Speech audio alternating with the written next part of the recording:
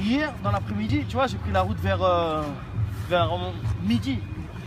Et quand je suis arrivé à la frontière, tu sais quoi, moi j'avais la fenêtre ouverte, et j'étais comme ça, il faisait 33 degrés, il faisait chaud. Et dès que je suis arrivé à la frontière avec la France, à la Jonquera, juste après la Jonquera, la frontière c'est sur l'autoroute, et il y a 2 piliers. Et dès que je traverse ce pilier, la température elle est descendue de 7 degrés. Tu sais quoi, de 33 à 32, 33, c'est descendu à 25 degrés. D'un coup, l'air il était chaud, et dès que je traverse, l'air il était froid. Tu sais quoi? Ce que j'ai pu voir là-bas en Espagne, c'est qu'il y a beaucoup de gens qui croient. Il y a beaucoup de latino-américains, tu vois. Et il y a beaucoup aussi de maghrébins et tout ça, mais il y a une communauté grande d'équatoriennes, colombiennes, boliviennes, tu vois. Ça fait que eux, ils ont ramené, tu vois, cette chaleur. Et cette chaleur spirituelle aussi, pas que la chaleur physique. Et donc, quand on parlait dans le métro, il y avait beaucoup d'amen, des gens qui glorifiaient le Seigneur aussi, tu vois. Et ça, c'était bien. Et moi, ça m'a choqué, là, ce truc-là, tu vois, que dès que je passe la frontière, il fait froid comme ça. Et je sais pas si c'était un rêve, je sais pas si c'est Dieu qui m'a dit ou quoi. Mais ce matin, tu vois, avant de me réveiller, je suis en train de dormir. Et il y a un truc qui m'est venu. Et je sais pas, après, je veux pas dire, ouais, Dieu, il m'a dit, tu vois, parce que Dieu, il dit, c'est. Mais cette froideur que j'ai sentie, tu vois, c'est l'état spirituel de la France. C'était pas normal, c'était pas un truc, tu vois, c'était physique, mais à la fois c'était spirituel. C'est pas possible, tu traverses la frontière et il fait froid, la température elle descend, tu vois. Et j'ai bien compris que c'est l'état spirituel de la France, tu vois. Ici, on est froid. Pourquoi? En Espagne, il fait pas seulement chaud physiquement, mais il y a ce côté spirituel. Il y a ce côté où les gens ils connaissent Jésus. Mais ici, il n'y a pas ça. Et véritablement, on est là, c'est pour ça, tu vois, pour créer cette ambiance, et non seulement pour l'emmener aux gens de dehors, aux gens qui sont dans les métros. À Paris, on est dans la capitale, tu vois. Et ça, c'est ce que je voulais vous partager, tu vois, parce que ça m'a choqué. Et on va prendre notre Bible, parce que c'est très important en tant que croyant. Il y a des enseignements que Jésus nous donne. Il faut les appliquer, il faut les appliquer. Et on va prendre Matthieu 6. Matthieu 6, verset 5. Après, si vous avez des questions et tout ça, n'hésitez pas, hein, on est là pour ça, tu vois. Matthieu 6, verset 5 au 14, il est écrit. Lorsque vous l'avez, vous me dites un petit amen, alléluia. Pas ta Bible, hein. Sur ton téléphone. Bon, c'est pas grave. Il est écrit, lorsque vous priez, ne soyez pas comme les hypocrites, qui aiment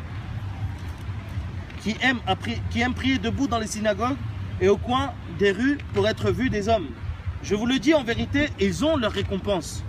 Mais quand tu pries, entre dans ta chambre, ferme ta porte et prie ton Père qui est là dans le lieu secret. Et ton Père qui voit dans le secret te le rendra.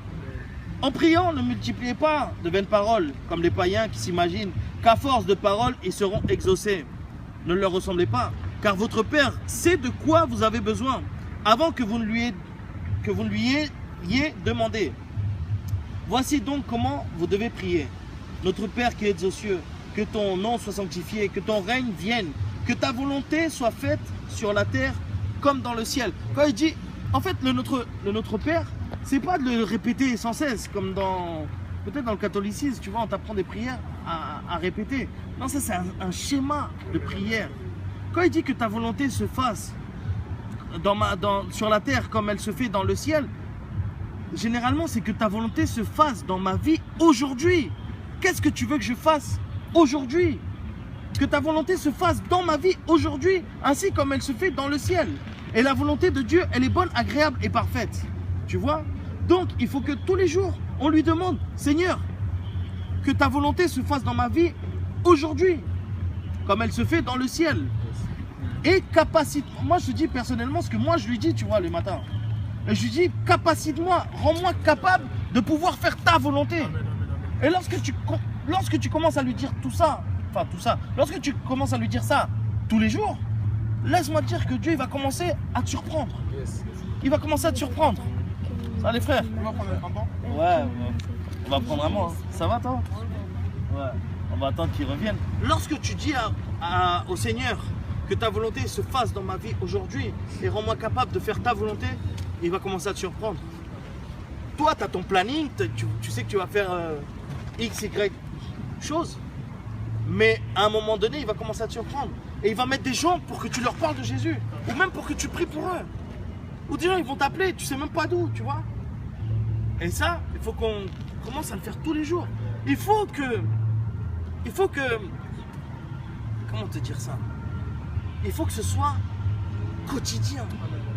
Il faut que ce soit quotidien, que tu prêches la parole, que tu pries pour les gens, que les gens ils soient libres, que tu poses les mains sur les malades, ils guérissent. Même quand tu pries qu'ils guérissent, il faut que ce soit quelque chose, le pain quotidien. Il ne faut pas que ce soit juste, waouh, ça a été un miracle, alléluia. Non, il faut que ce soit tous les jours.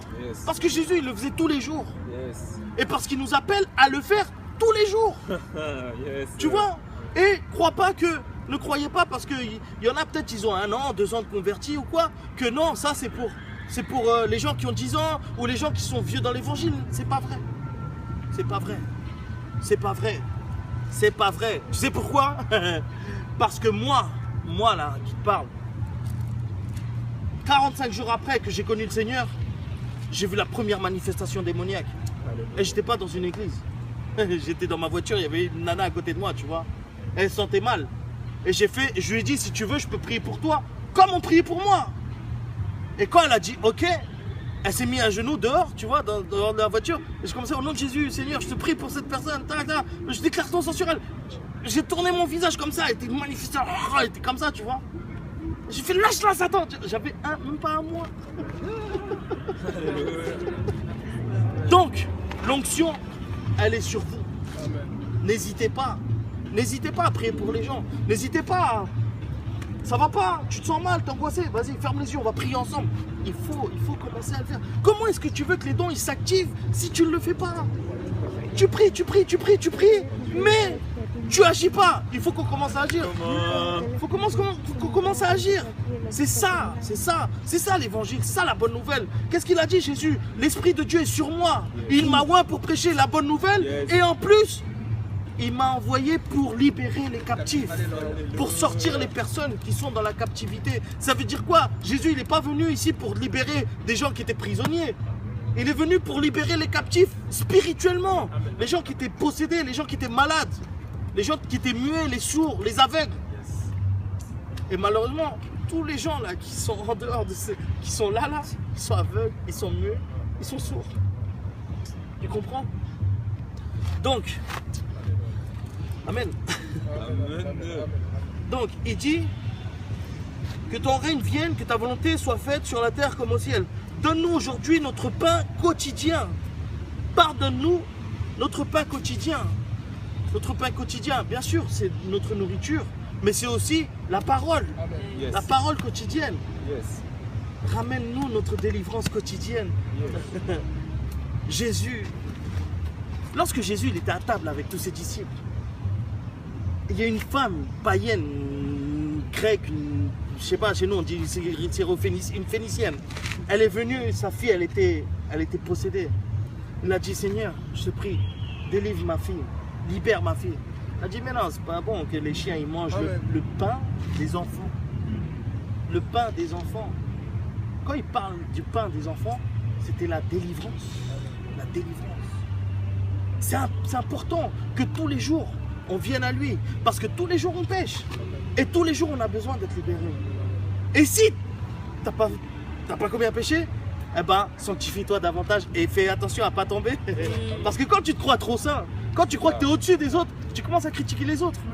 Et là, tu commences à tomber à cause de l'orgueil. Tu vois. Faisons attention à tout ça. Faisons attention à tout ça.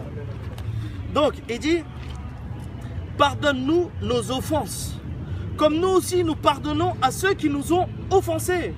Ne nous induis pas en tentation, mais délivre-nous du malin, car c'est à toi qu'appartiennent dans tous les siècles le règne, la puissance et la gloire. Amen. Et après le 14, il dit, si vous pardonnez aux hommes leurs offenses, votre Père Céleste vous pardonnera aussi. Mais si vous ne pardonnez pas aux hommes, votre Père ne vous pardonnera pas non plus vos offenses. Donc là, dans le verset 14, il dit bien qu'il faut qu'on pardonne les offenses qu'on nous a lancées en fait. Sinon, notre Père, il ne nous pardonne pas. Il y a deux choses que Dieu ne pardonne pas. Il y a deux choses qui sont dans le Nouveau Testament. La première chose, c'est le blasphème envers le Saint-Esprit. Jésus l'a bien dit, il a été clair. Quand il chassait les démons, ils lui ont dit, non mais par Belzébuth, le prince des démons, il chasse les démons. Et lui, il a dit quoi? Il a dit, si une maison est divisée, machin. Après, il dit, aucun. Tout ce que vous direz contre le Fils et tout ce que vous direz contre le Père vous sera pardonné. Mais tout ce que vous direz contre le Saint-Esprit ne vous sera pas pardonné. Ni dans ce siècle, ni dans le siècle à venir. Ça veut dire pour l'éternité. La première chose que Dieu ne pardonne pas, c'est le blasphème contre le Saint-Esprit. Et c'est quoi le blasphème contre le Saint-Esprit? C'est que tu vois un frère en train de prier pour quelqu'un, tu vois une guérison, un machin. Ah non, mais ça c'est du mytho. Ça déjà, tu es en train de parler mal du Saint-Esprit. Parce que c'est le Saint-Esprit qui est en train de faire les choses. Tu vois? Faisons attention. Faisons attention. Et la deuxième chose que Dieu ne pardonne pas, c'est lorsque nous, on ne pardonne pas les offenses des personnes qui nous ont offensés. Et c'est quoi? C'est le manque de pardon, tu vois. Et c'est ça en fait que je voulais vous parler, tu vois, du pardon. Je voulais même pas vous parler d'autre chose, mais bon. Il y a une parabole, tu vois, qui m'interpelle et qui est très intéressante parce qu'elle est remplie de... pas de secrets, mais quand tu la lis tranquillement, mais quand tu commences à la décortiquer, tu vois qu'il y a plein de choses que Dieu il nous dit.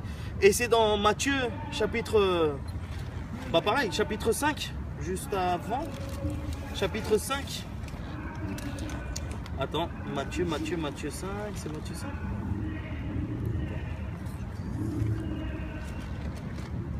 Ouais. Matthieu 5, 23, du 23 au 26.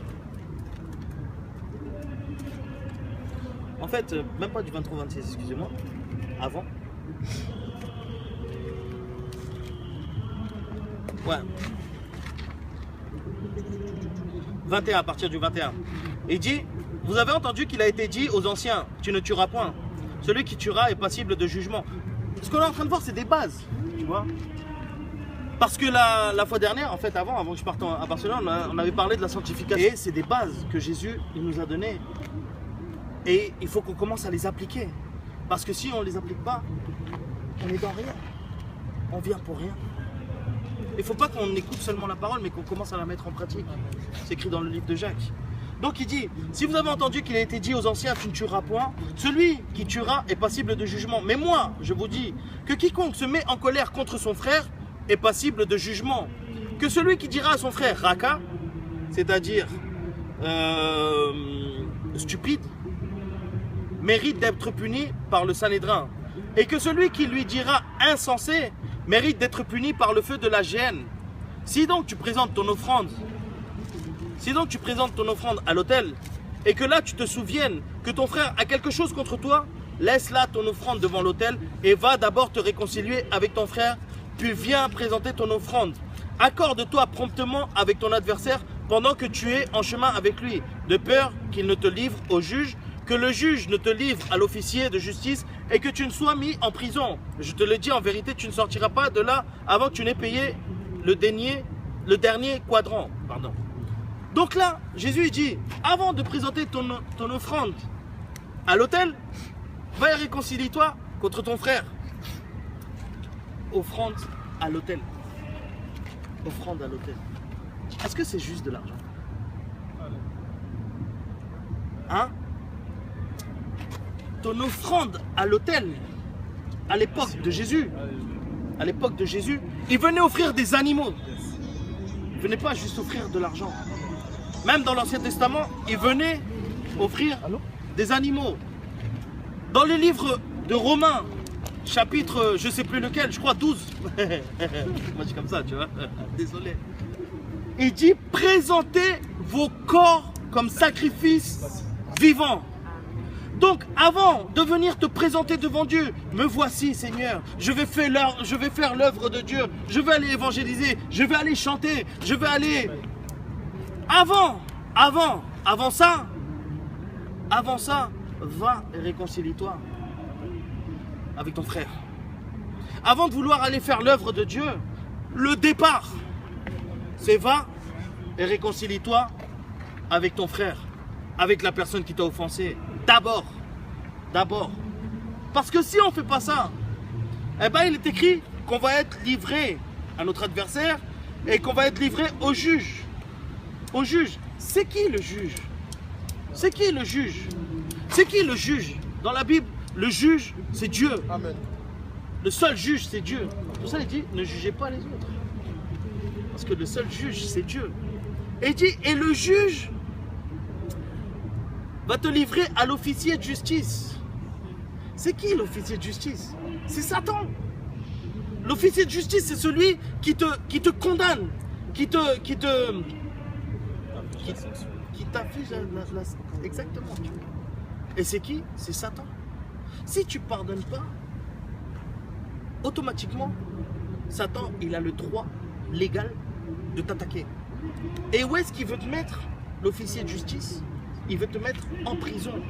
Il faut que tu saches que Satan, lorsque tu ne pardonnes pas, a l'autorité et le droit de te mettre dans des prisons spirituelles. Yes. D'angoisse, d'amertume, de dépression. Yes. Après, t'es amer, t'es vénère contre les gens. La rancune. Tu vois quelqu'un, t'as la haine. Parce que t'es dans une prison. Parce que t'es dans une prison. Pourquoi? Parce que t'as pas pardonné, tout simplement. Et son objectif, c'est de te torturer en prison. Et comment il te torture en prison? T'es en dépression. T'as une vie avec Dieu. Amen, c'est bien. Mais n'importe quoi te dérange. Pourquoi? Parce que t'es dans une prison. T'es dans une prison spirituelle.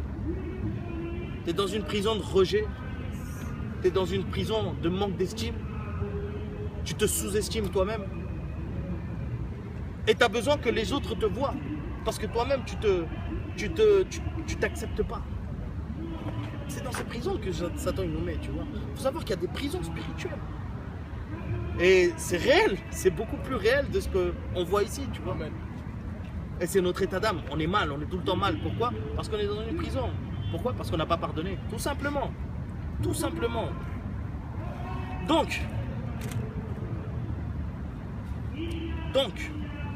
il y a une autre parabole que je veux qu'on voit. Ça va, c'est pas trop long? Ça va? Matthieu 18. Matthieu 18. Verset 21. Il dit, dès que vous l'avez, vous me faites un petit signe. C'est bon. 18-21, il dit, alors Pierre s'approcha de lui, de Jésus, et dit, Seigneur, combien de fois pardonnerai-je à mon frère lorsqu'il péchera contre moi? Sera-ce jusqu'à 7 fois? Et Jésus lui dit, je ne te dis pas jusqu'à 7 fois, mais jusqu'à 77 fois. 70 fois, 7 fois. Excusez-moi. C'est pourquoi le royaume, en fait, entre parenthèses, quand tu fais 7 fois 77, ça fait 470. Pardonner une personne 470 fois par jour, en une journée, c'est beaucoup plus qu'une heure. En fait, chaque seconde, tu pardonnes. Il est en train de nous apprendre à pardonner tout le temps. Ça veut dire quoi, pardonner tout le temps? Ça veut dire qu'il faut qu'on devienne, moi je dis ça comme ça, après c'est ma façon de voir les choses, il faut qu'on devienne comme des savons. Que tout glisse, que rien ne nous affecte. Aucune parole, qu'aucune personne, qu'aucune moquerie nous affecte. Rien du tout. Quand tu as dit, mais ton pull là, et là tu t'es gardé ça sur toi et ça y est, tu as eu la haine. Non. Non. C'est quoi, moi au début, je te parle de moi, tu vois, parce que je ne vais pas parler de quelqu'un d'autre. Au début, quand je me suis donné à Dieu, eh ben, moi j'avais plein de potes, tu vois, moi c'est grave connu, tu vois, milieu latino, je fais les soirées et tout, machin. Laisse tomber. Personnage, tu vois. Laisse tomber. Et au début, les gens disaient ah ouais, c'est la Vierge qui t'est apparue, toi. Ah ouais, le frère, le pasteur, il arrive et tout. Tu vois, des trucs comme ça. Et comment ça Et moi, au lieu de m'énerver ou quoi, moi je rigolais, tu vois. Et j'ai appris que quand tu rigoles, tu vois, eh ben, c'est aussi une défense. Alléluia. En fait, c'est une arme spirituelle, tu vois. Les gens, ils t'attaquent, tu rigoles. Mais moi, tu vois, pourquoi je rigolais? Parce que moi, j'aimais bien me moquer des gens, tu vois. Moi, j'étais grave moqueur, tu vois. Et quand j'étais petit, je me rappelle, à la cité, tu vois, on faisait que de vanner. On se vannait entre nous. Parce que c'était ça, la mode à l'époque, tu vois. Quand t'es petit, tu vannes. Je me rappelle même, ils avaient sorti des livres, là, ta mère et tout ça, tu vois. Juste pour vanner les gens, tu vois. Je sais pas si vous avez connu ça. Hein, moi j'ai bien connu. Hein. Il y en avait, ils achetaient le tome 1, tome 2, tu vois. Ils avaient les collections. Et comme j'étais très moqueur, donc j'acceptais aussi qu'on se moquait de moi, tu vois. Et lorsque je suis arrivé à Jésus, eh ben moi je rigolais quand on se moquait de moi. Mais des fois, tu vois, je lâchais une petite moquerie, tu vois. Maintenant, je le fais plus trop. Bah, ça, c'était au début, tu vois. Mais j'ai appris que lorsqu'on te offense, il ne faut pas que tu te touches. Il ne faut pas que cela t'affecte. Il ne faut pas que cela affecte ton cœur. Parce que sinon, ça va créer quelque chose de mauvais. Et l'adversaire, Satan, il va profiter de cela pour que tu aies quelque chose contre quelqu'un. Et là, quand tu vas voir la personne, tu vas ah, ça va, Axel. Mais en vrai, Axel, en fait, voilà, je t'aime pas, tu vois, mais ça va, tu vois. Et il ne faut pas que ce soit comme ça. Il faut qu'on apprenne à que tout glisse. Qu'on soit, comme je vous dis, des savons. Que rien n'affecte nos cœurs. Rien du tout. Donc, il dit, c'est pourquoi le royaume des cieux est semblable à un roi qui voulut faire rendre compte à ses serviteurs. Il dit bien, le royaume des cieux est semblable à un roi qui voulut faire rendre compte à ses serviteurs. Quand il se mit à compter, on lui en amena un qui devait 10 000 talents. 10 000 talents. Tu sais ce que c'est 10 000 talents? Ça représente quoi 10 000 talents? Moi j'ai calculé. Moi j'ai voulu savoir ce que c'était 10 000 talents, tu vois. Parce que moi ça me parle pas quand je dis 10 000 talents. Ouais, 10 000 talents, ok, ouais. Bah 10 000 talents, un seul talent, ça représentait 6 000 drachmes.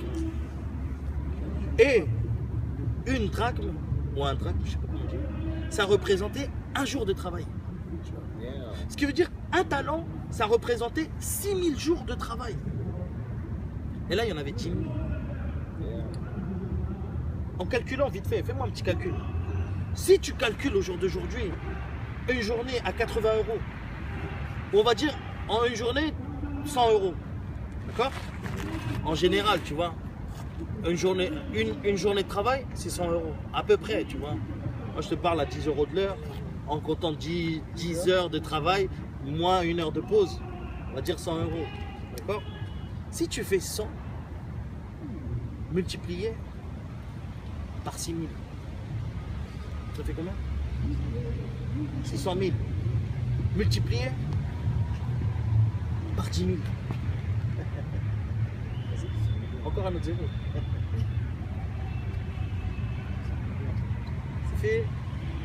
Ça fait 6 millions. 6 millions. 6 millions. Le mec, il lui devait 6 millions d'euros. Tu dors pas.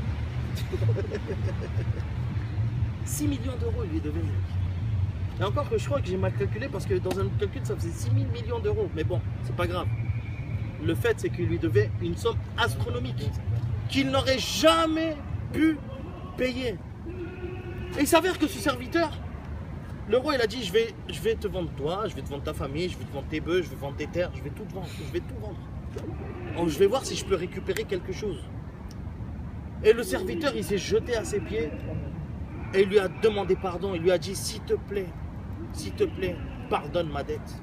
Pardonne ma dette. Et le roi, il a été touché de compassion et il lui a payé cette dette. Il lui a dit, il lui a pardonné cette dette. Il lui a dit, ok, d'accord, pars. Ta dette, elle a été effacée. C'est bon. Pars et continue à taffer. C'est chaud qu'on te pardonne 6 millions. Déjà, les impôts, même 1000 euros, ils te majorent ça, tu vois. Et le roi, il lui a dit, pars, je te pardonne ta dette. Et lorsqu'il est sorti, il y a un autre serviteur qui lui devait de l'argent. Et lui, il l'a vu, il lui a dit, hé, toi là, donne-moi mon argent.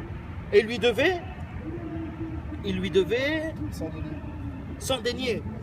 Ça représente à peu près 4-5 000 euros, sans dénier. Pour pas vous. Ça représente, parce que moi j'ai calculé, tu vois. Ça faisait à peu près 5 000 euros. Et il a tourmenté, il l'a oppressé, il l'a pris par le cou. Il a dit, paye-moi, paye-moi, paye-moi. Et il l'a fait jeter en prison, tu vois. Et il y avait des gens qui étaient témoins, ils ont vu la scène. Et ils sont partis voir le roi. Et ils lui ont tout raconté. Et le roi, il a fait appeler cet homme-là. Il a dit, mais vraiment, t'es mauvais, toi, t'es méchant. Moi, je t'ai pardonné ta grande dette. Et toi, tu n'as même pas été capable de pardonner cette petite dette. Ça veut dire quoi? Dieu, il a pardonné la dette de nos péchés. Et c'est une dette incalculable. Comme ces 6 millions d'euros. C'est quelque chose que nous, personnellement, on ne peut pas payer. Tu ne peux pas payer le prix de tes péchés. Tu ne peux pas. Tu peux pas. Tu ne peux pas payer ton salut. Parce que même si tu aurais tout l'or du monde, c'est insuffisant par rapport à ce que nous devons à Dieu, tu vois. À cause de nos péchés. Et lorsque tu ouvres ta petite bouche et tu lui dis, Seigneur, pardonne-moi, il te pardonne toutes ces dettes, tu vois. Il te pardonne cette somme astronomique qui est la dette de ton péché, tu vois. Et il nous demande que lorsque il nous pardonne, nous aussi nous puissions pardonner le frère qui a mal parlé de moi. Amen. Ou la soeur qui a mal parlé de moi. Ou les gens qui ont calomnié contre moi, qui ont murmuré, qui ont commencé à faire des choses par derrière. Il faut qu'on commence à pardonner. Ces parents peut-être qui n'ont pas donné d'amour. Il faut commencer à pardonner. Il faut commencer à pardonner toutes ces personnes qui ont fait du mal, tu vois. Qui nous ont fait du mal. Cette nana qui t'a trahi, tu vois. Ce mec-là qui a fait n'importe quoi avec toi. Ça, ces gens-là, il faut les pardonner. Il faut les pardonner. Parce que sinon, on va être comme le serviteur méchant. Ça va? Salut. On va être comme ce serviteur méchant. Il faut qu'on commence à pardonner. Il faut que notre vie, en tant, pas que chrétien, ni que évangélique, ni que croyant, en tant que fils de Dieu. Parce qu'on est des fils de Dieu et des filles de Dieu. On n'est pas des chrétiens, on n'est pas des protestants, on n'est pas des évangéliques, on n'est pas ça. Dans Jean 1, chapitre 10, chapitre 1, verset 10, il est écrit que nous sommes des fils de Dieu. Et pour vivre comme des fils de Dieu, il faut pardonner. Il faut pardonner toutes les offenses, il faut pardonner toutes les mauvaises paroles, il faut pardonner les actes que les gens ils font contre nous. Il faut pardonner, il faut commencer à pardonner maman, papa, tonton, la soeur, le frère. Il faut commencer à pardonner ce mec là qui t'a trahi, tu vois. Ou ce mec qui a fait n'importe quoi avec toi, tu vois. Même la nana qui t'a mis en galère. Ou la personne qui te doit de la thune, il faut pardonner. La personne qui te doit de l'argent, il faut pardonner. Il faut pardonner. Moi, au jour d'aujourd'hui, on me doit. Il y a un club de 30 000 euros. 30 000 euros. C'est beaucoup d'argent, tu vois. C'est du taf. Il me les doit. J'ai dû pardonner. Après, c'est Dieu qui fera justice, tu vois. Il faut pardonner, il faut commencer à pardonner. C'est important. C'est important. C'est important. Si on ne pardonne pas, il n'y a rien. Il n'y a rien. Et on va vivre une vie frustrée. Frustrée, frustrée, frustrée. Après, tu vois, il est écrit que comme ce serviteur, il n'a pas pardonné l'autre qui lui devait 5 000 euros, eh ben, le roi, il lui a dit, ne devais-tu pas aussi avoir pitié de ton compagnon, comme j'ai eu pitié de toi? Et son maître irrité le livra au bourreau jusqu'à ce qu'il ait payé tout ce qu'il devait. C'est ainsi que mon Père Céleste vous traitera si chacun de vous ne pardonne pas à son frère de tout son cœur. Frères et sœurs, les bourreaux, c'est les démons. C'est les démons. Quand tu ne pardonnes pas, tu es tourmenté par les esprits, tout simplement.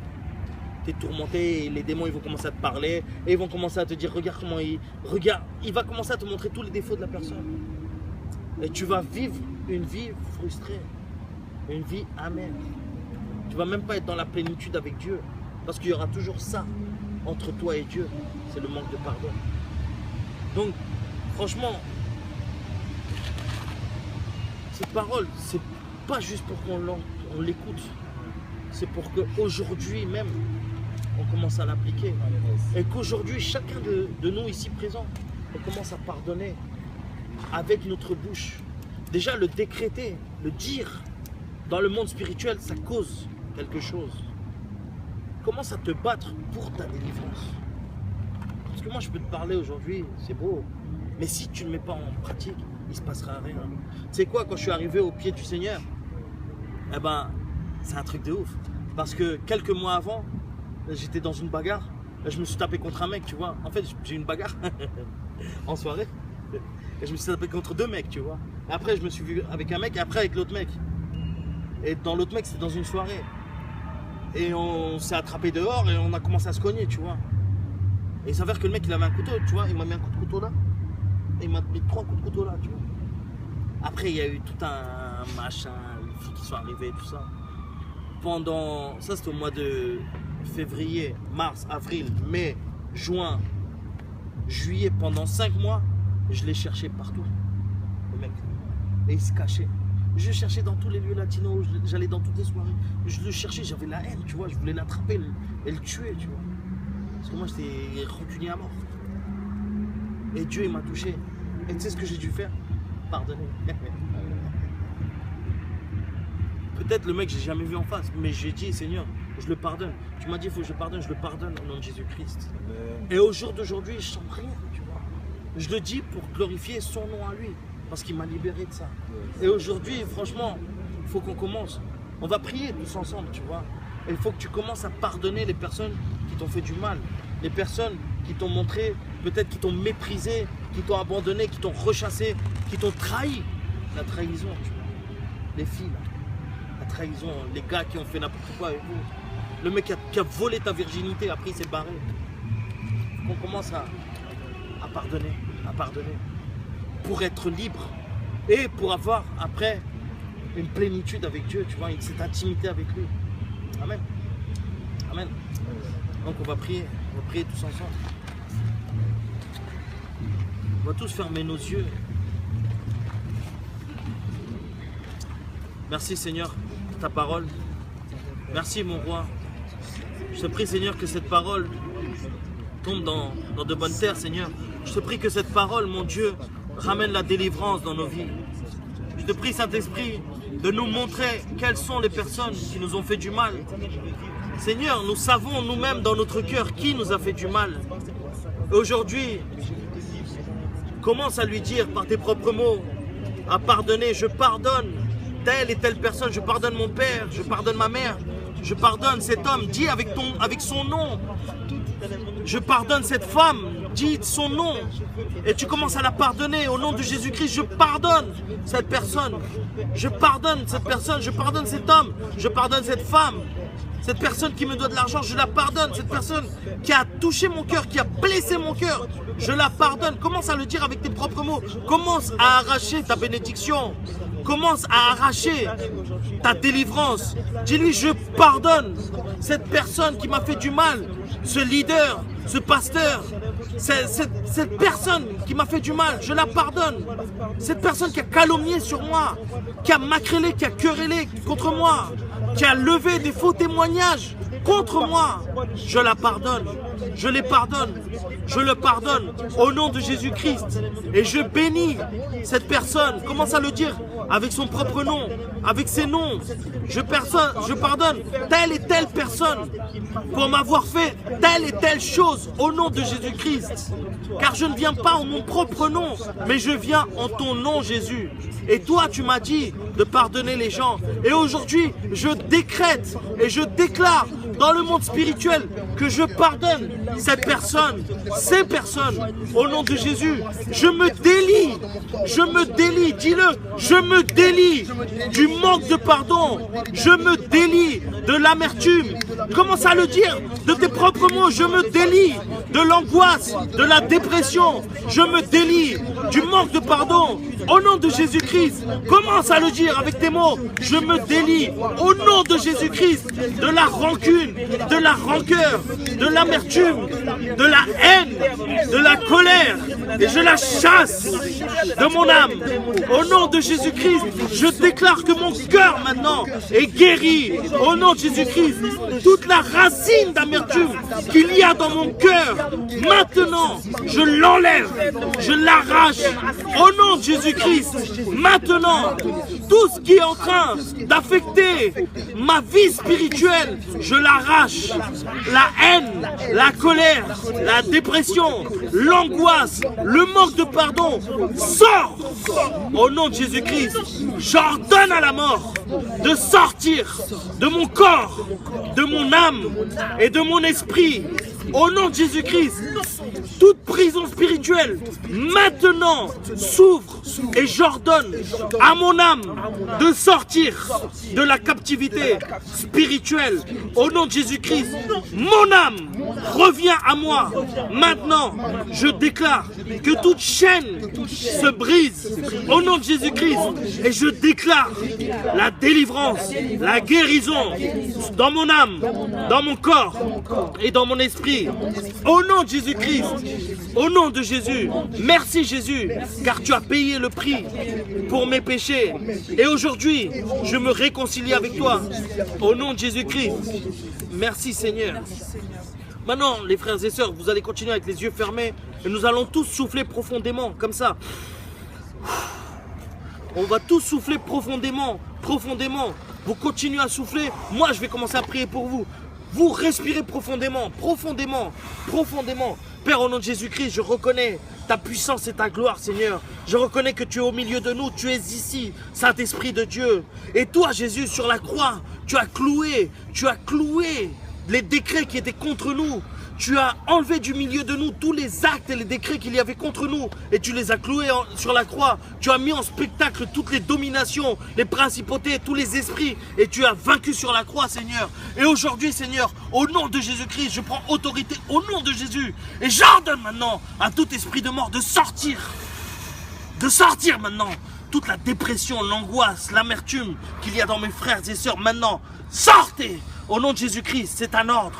Tout ce qu'il y a dans leur cœur, toute cette haine, toute cette colère, toute cette rancune, tout ce manque de pardon, maintenant, je vous lie au nom de Jésus-Christ et je parle à toutes les dominations, à tous les esprits de colère, à tous les esprits impurs qui ont tourmenté, qui ont opprimé, qui ont oppressé. Mes frères et sœurs, maintenant, vous sortez au nom de Jésus-Christ.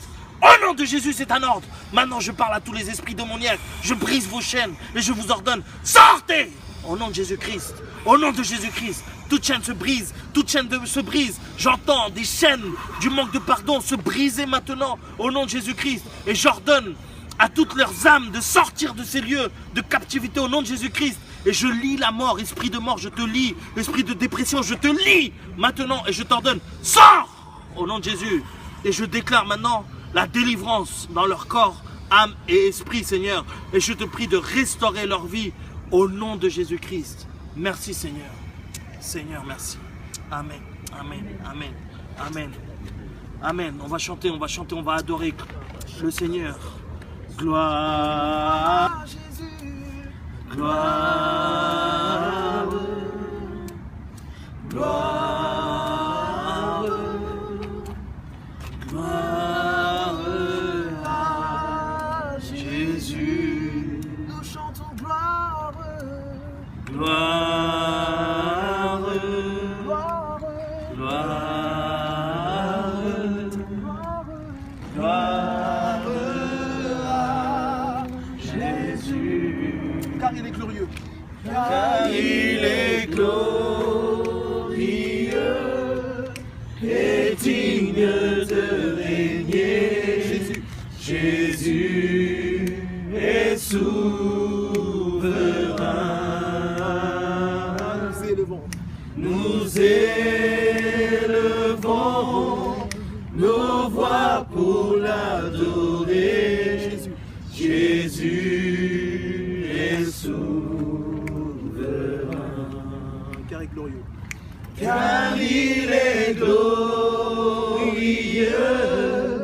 et digne de régner.